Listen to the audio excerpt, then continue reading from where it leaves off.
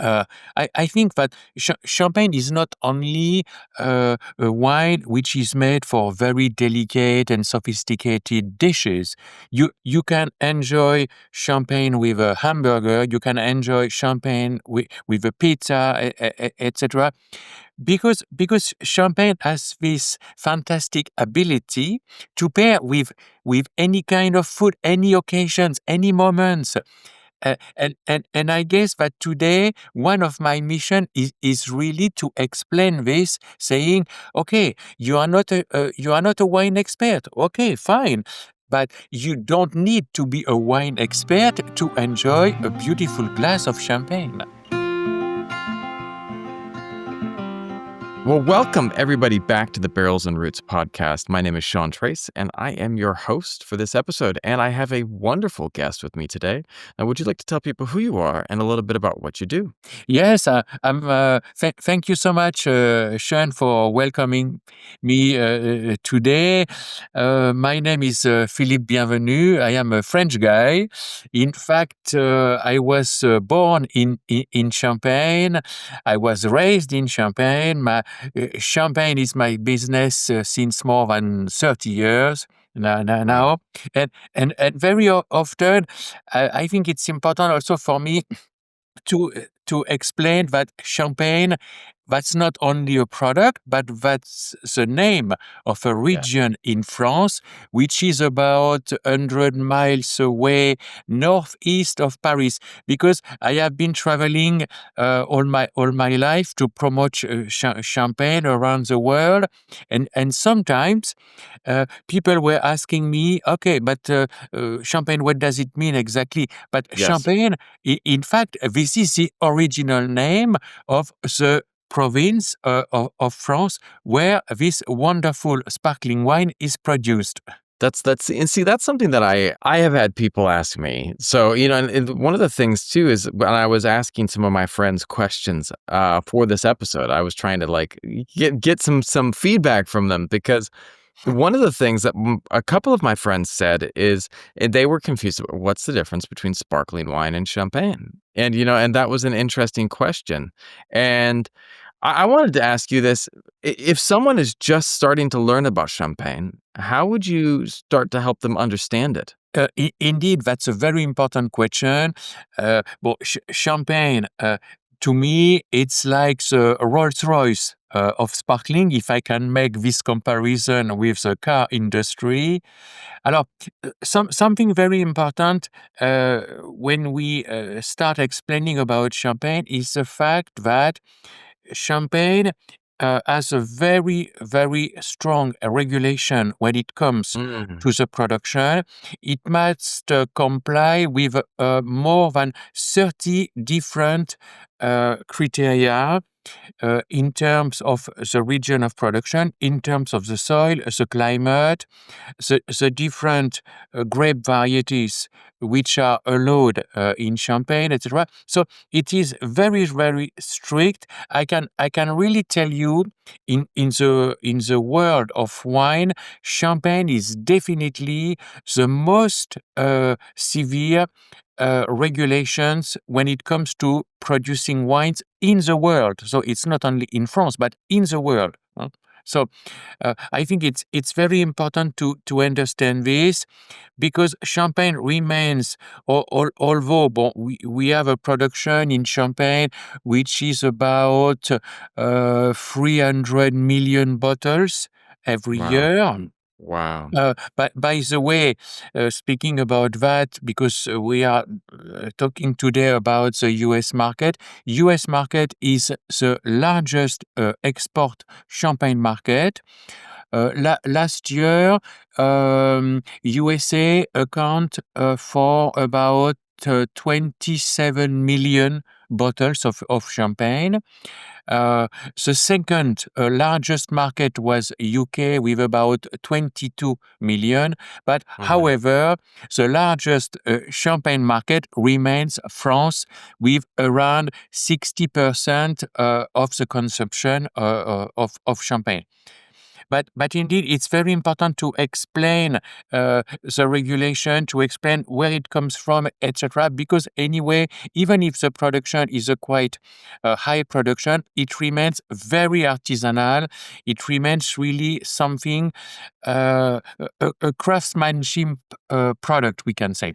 That's so interesting because, one of the things too is some people have not, for people that are learning about wine, experiencing wine, um, sometimes some wines are less accessible, and maybe a very, very, powerful cab might be a bit challenging, but everyone has had the experience, not everyone, but many people have celebrated either with a sparkling wine or champagne because it's something that is really universal. It's become synonymous with celebrations, with parties, with positive events.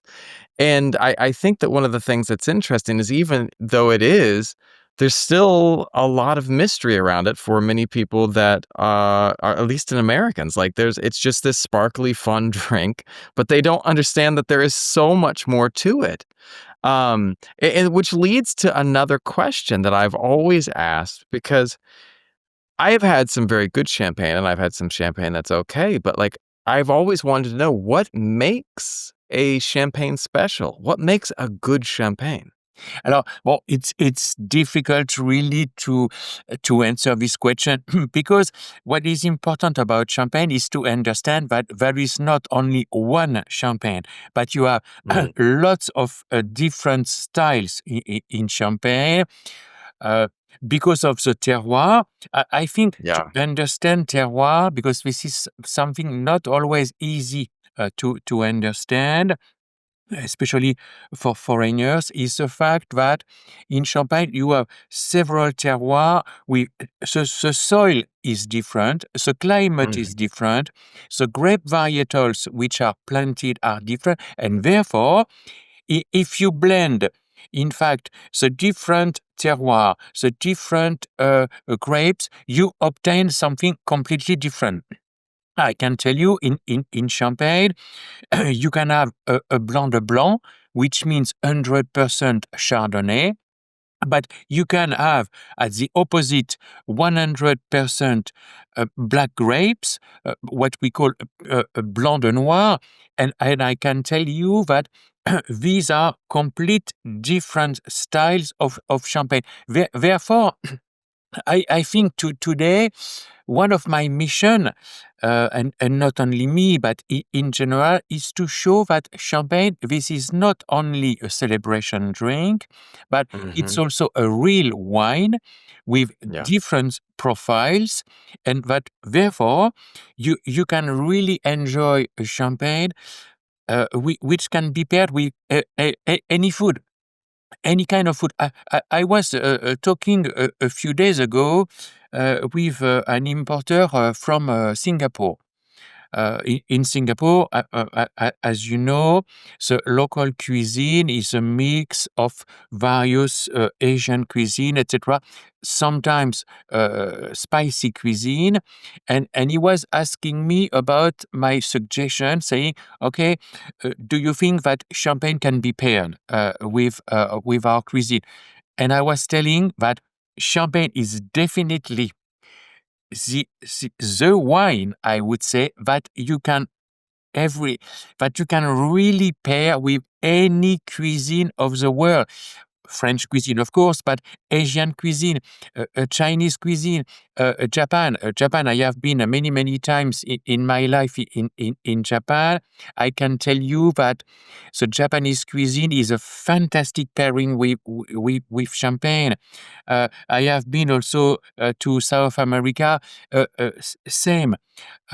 So you can always find a different champagne with a different blending, with a different sugar content also, which can be paired easily with all the cuisine of the world, and this is fantastic. And I think that to me there is no other wine in the world which can be easily paired with any cuisine around the world. I love that. It really is a one of the things too is that I think that people can become very rigid. But I think that when I had the other day, I went to a party and it was I live in Southeast Asia part of the time of the year, and part of the year I'm in California Mhm. in the Napa Valley, and it's very different cuisine in the two places. Yes. And yet, here in Southeast Asia, we have a lot of spicy foods. There's a Yes. lot of very pungent foods that have strong aromas. Mhm. And it was interesting because someone was sharing it wasn't champagne, but they were sharing a sparkling wine. And it was a combination that was very interesting because here you had this very pungent, spicy noodle soup. Yes. And then at the same time, people were enjoying a sparkling wine. And I was like, at first, I was like, how does that go together? But it was excellent. It Yes. was excellent. Yes. And I just had never thought about it being so excellent together. But when I tried it, I was like, wow, it gave me a new respect for the bubbles. Yes, yes, I fully agree with you, and this is what I was just explaining you is the fact that champagne, because very often for many consumers, when they think champagne, they imagine there is one champagne, Yeah, different brands, okay, but one style of champagne, but not at all. And this is why it's very important for me and in general to explain that champagne is a wine. The Champagne region has lots of various characteristics, etc., and that therefore you have not one champagne but multiple styles of champagne, which as a wine can be really easily paired with any kind of food, and especially with Asian food. Indeed, when we imagine a spicy food, okay, we perhaps imagine a quite full body red wine or something like this, but not at all, not at yeah, all. And Singapore, because I had many times the pleasure to go there and to make champagne dinners with a great chef from a Singapore restaurant. It's a good example of how champagne can be easily paired. I have been also many times to India. India, spicy food, etc. Not easy to mix. Indeed, in general, with wines. But I can tell you that the champagne dinners I have been making with a great chef around India, especially the southern part of India, where there is a great culture of wine, was really fantastic. Of course, if food is extremely spicy, whatever the wine you will pair with, you will never obtain something really interesting. But if you lower a little bit the spicy side of food with champagne, wow, that's just a wow effect. right. It's interesting too because I had a drink the other day that I had never thought about. And it was, I went to there's a very special restaurant that I love here in Vietnam, and it's actually become popular. It's a pizza chain that makes exceptional pizza, and it's owned by a group of Japanese gentlemen who Mhm, came to Vietnam, and they wanted they wanted special cheese. They loved cheese, so they made their own cheese. And then they were making this phenomenal cheese, and they opened up a pizza place, and they make phenomenal pizzas that are just it's a brick oven type pizza. It's exceptional. But one of the things that was interesting there is we went there the other day, and they had passion fruit with sparkling water. It was like a club soda, a soda water with passion fruit inside.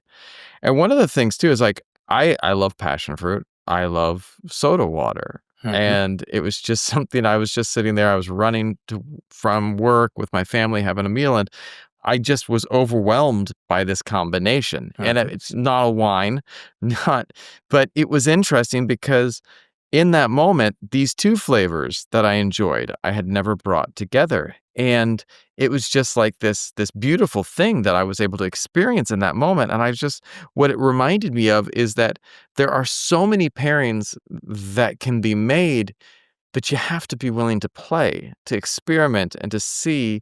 And I think so often, like in the world of wine, we are told this works with this works with this, Mhm, and mhm. people don't get out and say, well, these don't work together. Yes, Do they? yes, Do they? yes. I know. I fully agree with you, because I also think that very often the image of champagne, especially when I speak with young consumers, sometimes they say, "Oh, I am not an expert of wine. It's too difficult, etc. It's too expensive."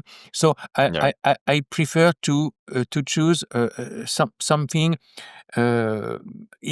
easy to select, and it's a big mistake. And every time I always explain that, first of all, champagne is not something expensive if you compare to other wines or even to spirits, because now the trend, especially with young people, one of my children is living in New York since a couple of years, and of course he has been drinking champagne since he was a child, with us at home, and he's always telling me, although it's not a question of money, when they go out with the team of his company, with friends, etc. Well, sometimes they drink a glass of white wine, rosé wine, red wine, not so much. Champagne, they don't have this type of wine in mind. They go to cocktail, etc. But I think that, first of all, champagne can be a fantastic pairing with cocktail. We have lots of fantastic pairing with cocktail. Also, I think that if you compare with many other spirits or wines, champagne is not more expensive than that, and champagne can be easy to explore and to enjoy. Champagne is not a wine which is only for lovers, for wine lovers, for experts. Uh, Especially you are talking about pizza. Uh, I think that champagne is not only a wine which is made for very delicate and sophisticated dishes. You can enjoy champagne with a hamburger. You can enjoy champagne with a pizza, etc. Because champagne has this fantastic ability to pair with any kind of food, any occasions, any moments. And I guess that today one of my mission is really to explain this, saying, okay, you are not a wine expert. Okay, fine. But you yeah. don't need to be a wine expert to enjoy a beautiful glass of champagne I at love any that. time, because I can tell you that even for a breakfast, well, not at 6 a.m., but but during a weekend at 9 a.m., etc., having a breakfast at the end with a glass of champagne, it opens your mind. It's really something fantastic which cannot be replaced by any other wines. Yeah, this is so true. It is something that is definitely it has that it has an adaptability to it. It's able to change to your situation, to the time, to the event. Yeah. But it's interesting too that I think that um sometimes people that are new to champagne can feel overwhelmed. Like you get a glass, well, do you need to serve it from a flute? Does Mhm, it, mhm. does there need to be a correct way to do it? Yeah. And I think sometimes people need to just recognize that just get out and try it. I had a friend that we had a bottle of champagne and I was like, well, we need wine, we need champagne flutes. And he's like, I've got a regular wine glass. It is still gonna taste okay. The Yes. wine will still taste okay. Yes. It's like, and I was like, "Well, don't we? Don't we?" And he's like, "Just enjoy the champagne." And we did, and it was a lovely experience. Certainly, it wasn't perfect, but it was perfect because we got to enjoy this beautiful champagne together. And Yes. I think that was the moment that I realized, one of the moments in wine that I realized, I don't necessarily need to play by all the rules. Yes. It just sometimes you just need to enjoy the glass. Yeah, yes. Alors, I fully agree with you. Alors, indeed, the role of the glass can be quite important when we Yeah, want really to taste perfectly champagne. My recommendation, you were talking about champagne flute. Well, my recommendation is really to avoid using champagne flutes. I'd Uh, love to hear this. Tell me Ye why. yes. For the reason that when you but it's good for a very standard champagne, I would say. But if you want really to enjoy all the aromas of champagne, because, and I repeat it again and again, champagne is a wine. Therefore, if you are using a wine glass, like a burgundy glass or something like this, you will immediately feel more aromas. It will come more into your mouth, and especially I think now there is a very interesting trend which I like to use at home, using a big wine glass.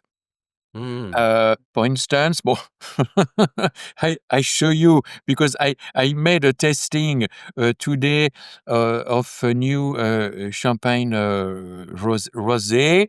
You see, ooh, I'm using a big wine glass. yeah.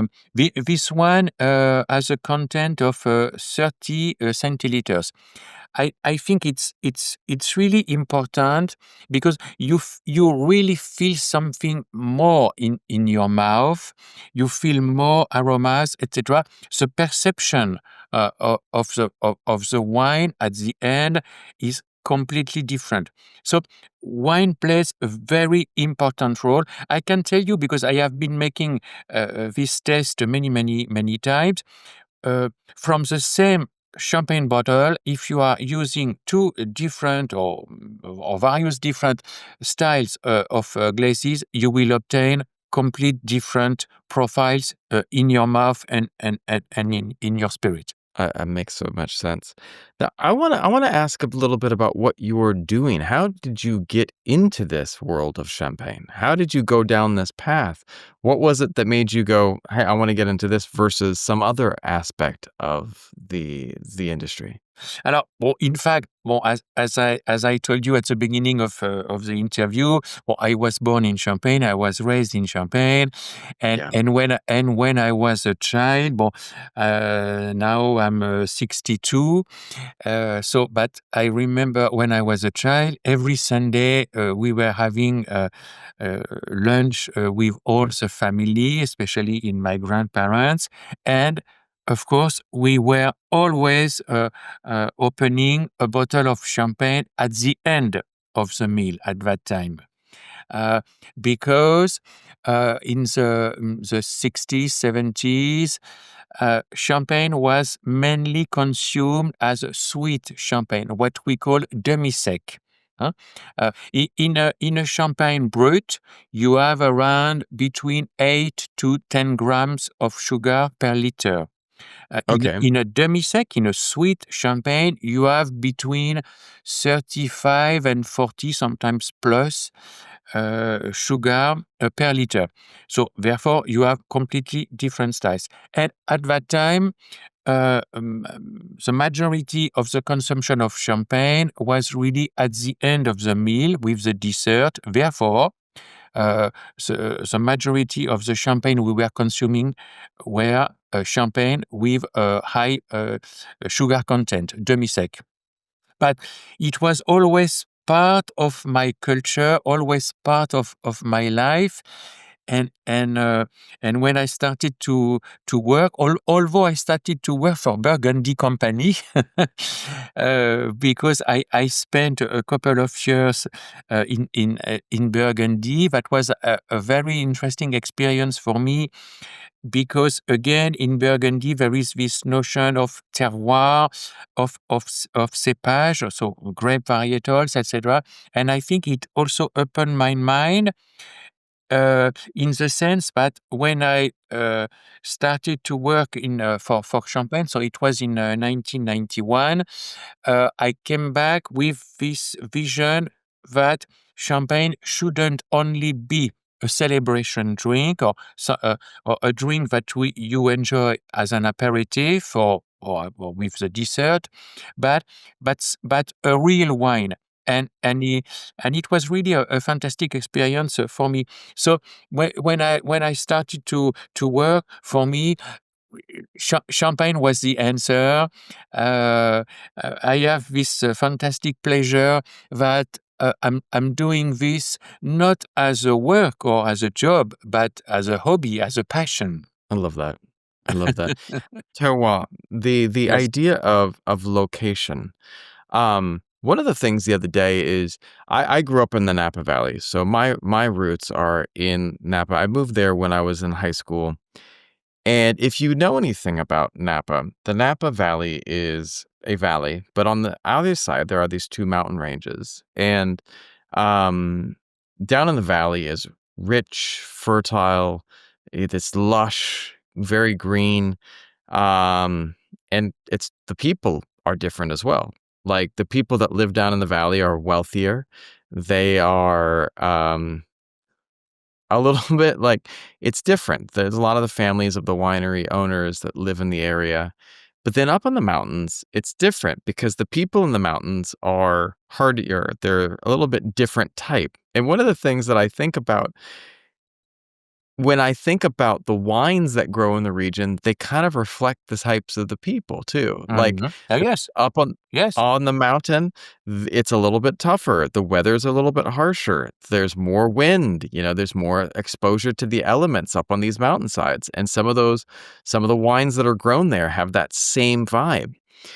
I I I met people you meet people, I've traveled, lived around the world, and one of the things that's really interesting is that, if you meet someone from California versus someone from London versus someone from, Mexico, everyone's gonna have a slightly different edge to them, a different vibe, a different feel, and I loved where you were talking earlier about people think champagne is champagne, but yet there's such an in wine in general, I love the variations. You can take a Cabernet Sauvignon from France and a Cabernet Sauvignon from California, and they will have a very, very, very different flavors, Oh, yes.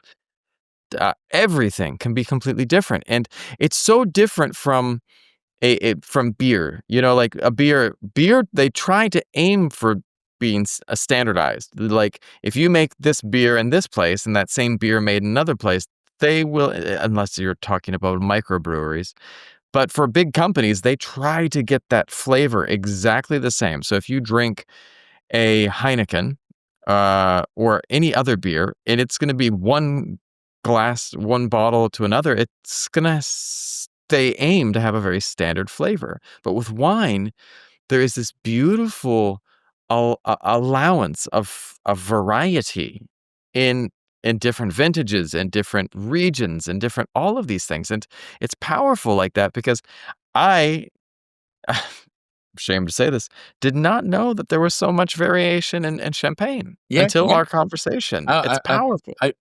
Definitely, I can tell you, well, in Champagne, we have, let's say, 99% of the grape varieties planted in Champagne are three grape varietals, two black grapes, Pinot Noir and Pinot Meunier, and one white, which is Chardonnay. Mm, Voilà. But I can tell you, especially, I think it's a good example with Chardonnay, because Chardonnay, you can find Chardonnay everywhere in the world. Pinot Noir also. You were mentioning Napa Valley. Well, I can tell you, I have been in contact before with various producers of Pinot Noir from Oregon, and which is not yeah, far from not far from California. Napa. Uh, and it was really interesting interesting to taste Pinot Noir from Oregon with Pinot Noir from Champagne, although in Champagne it's a sparkling and not a still wine, and also compare with Pinot Noir from Burgundy, we chose really that based on the same grape variety, if you add the terroir aspect, if you are adding also the climate aspect, you will at the end obtain something completely different. And and I think it's a good example to make a comparison with beer, because with beer, although now, indeed, we can find with a microbrewery, etc., something very different. But however, if you taste a Heineken beer in the US, in France, or in Japan, it will exactly be the same. Yes. Uh, but with wines and with champagne, uh, it remains an artisanal product, which is also uh, uh, which can be different from one year to another one, because of course it depends on the weather, etc. So in champagne, what is important is, however, for every champagne producer to have a, a, a different and personal style. Huh? Of course. But however, every year, even if you have your own style and your own blending as a typical profile for your champagne, however, uh, you will obtain something completely different from one year to another. And this is especially true in champagne. You know, in champagne, compared to the rest, for instance, of the wine uh, areas in France, we don't vintage every year. In Champagne, Interesting. we make vintage champagne only for the top years. So the majority of what we are producing and selling in Champagne are non-vintage. Well, I don't like this non-vintage because it seems to be something negative in a certain way. Uh, but this is the essence of Champagne. Essence is of Champagne is blend of years, blend of terroir, and blend also of grape varieties. So Mm, it's Champagne is obtained with a blending on three different levels. In fact, after we can make other things, but basically this is the philosophy of Champagne.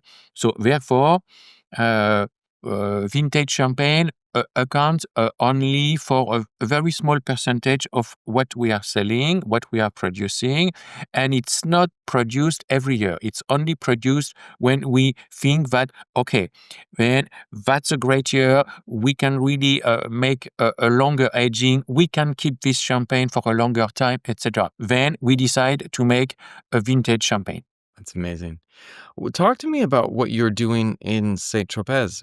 You have a winery there, Alors, and talk to me about this. yes, in fact, bon, as I told you, bon, I was born and raised, and I have been living in Champagne, in the city, in the main city of Champagne, which is Reims, which is about, as I told you, around 100 miles northeast of Paris.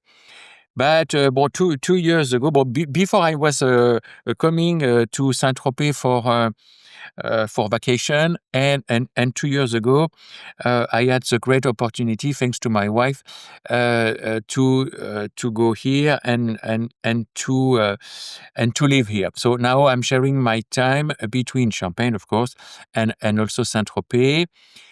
Alors, it's interesting here because indeed I am involved in the only winery located in Saint-Tropez, also having all the vineyards only located on the Saint-Tropez terroir, because we can really speak about a specific terroir with a specific soil in the Gulf of Saint-Tropez. So it's very interesting.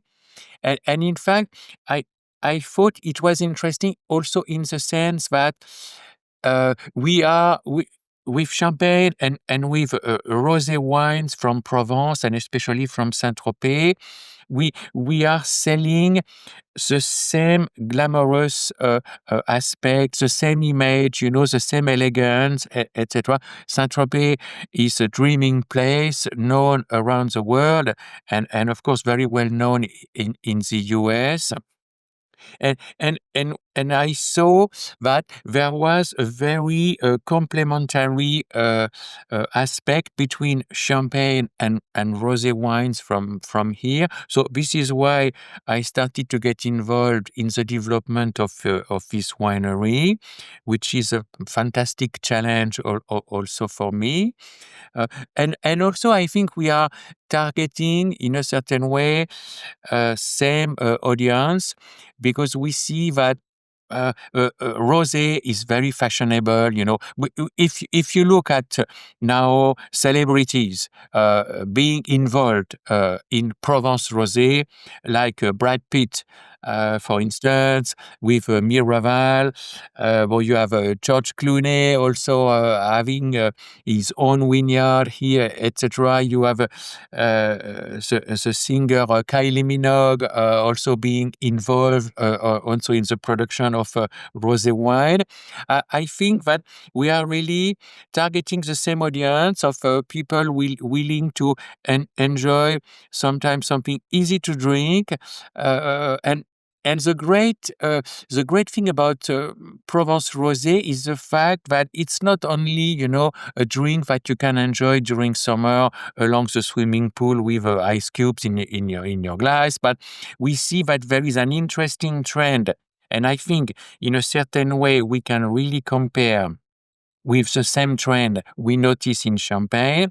Same trend saying that now rosé here, and this is what I really loved in the winery Torpé in Saint-Tropez, is the fact that now the direction is really to produce real rosé wines. And I had the chance to meet a few times a master of wine in the UK. This is a lady named Elisabeth Gabet. Elisabeth Gabet has been writing a few books about rosé wines in general and about Provence, because she wants to promote the rosé wine as a real wine category and not only as something you can drink on only along the pool or on the beach during summer. And I think this is really very important also to bring this education, to go into this new direction, saying, okay, rosé can be a fantastic wine, not only something to drink rapidly and always to drink the last possible vintage. And therefore, I think there is a strong comparison between those two regions, and this is what I really liked. I love that. Where do you see champagne heading in the future? What do you think will be some of the what would you like to see happen with champagne in the future? Alors, I think for the future, to me, you were talking about beer and microbreweries, etc. What I see today among my customers around the world is the fact that they are looking for very specific champagne with a stronger identity. Again, the importance of terroir. In Champagne, you have basically two main categories of producers. You have what we call négociants. If you look at a champagne bottle, you can identify this with a number starting with the two letters NM, meaning négociant, which means that those producers can buy grapes in different places of Champagne to produce their own blendings. And at the opposite, you have small champagne growers, which we call récoltants, huh? And working on smaller plots of vineyards, etc., on a very specific place of Champagne. And I think that I see today a stronger request from my customers for grower champagne, saying, okay, it comes from a very specific terroir. Sometimes it's only coming from a small plot. You know, because we see today that we have lots of customers, lots of sommeliers around the world being really interested, not only in international champagne brands, etc., but in really bringing to their customers something they don't know. Because when they welcome in their restaurant customers, they say, okay, they know the big brands, etc. So sometimes it's great for them to discover something they don't even have any clue, saying, ah, wow, that can be a real one, something very specific. So I think it's a growing category. Also, we see that people today are not only, if I compare with, let's say, the 80s or even the 90s, I see today that there is a growing demand for authentic and genuine champagne producer. I mean that people are not only buying a label, a brand, etc. No, no, no. They want to know what is behind. They want to know the family. They want to know the people producing Yes. the bottle. And I think it's something very important to show that champagne is not produced by robots. It's not produced by Yes. machines, but it's a result. It's a birth coming from a family. It's a birth coming from heritage, from tradition of people willing to share their passion for this wine. And to me, I think it's extremely important to take that into consideration. And also something important for the future is that champagne must remain really at the top of all the sparkling production in the world, in terms of quality, in terms of image. But at the same time, it's also very important to remain very relevant to any generation.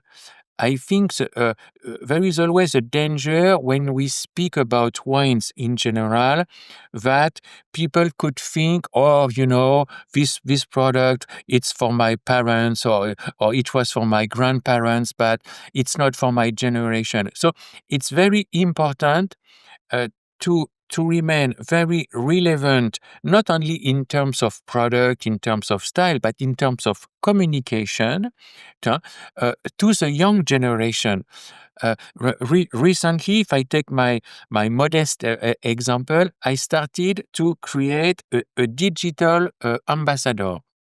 Mm. And I started to create a young lady because I wanted to show, well, it's very new.